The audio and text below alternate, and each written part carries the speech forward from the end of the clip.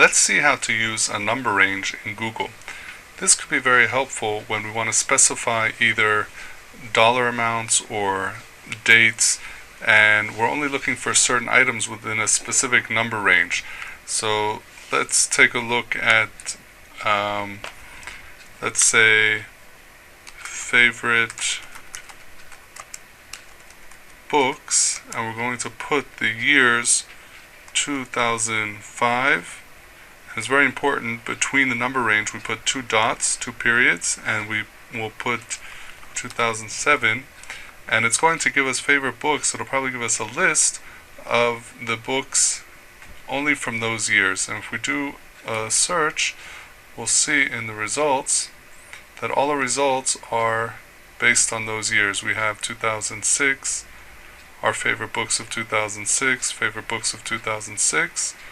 Here's 2007, right? So all of these we put in that range, and it only returned results for those years.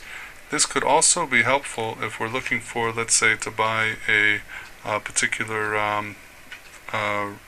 item. Let's say a MP3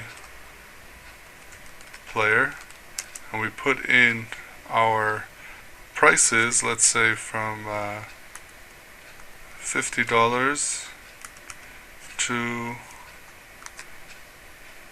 $75, and our results will also come up with,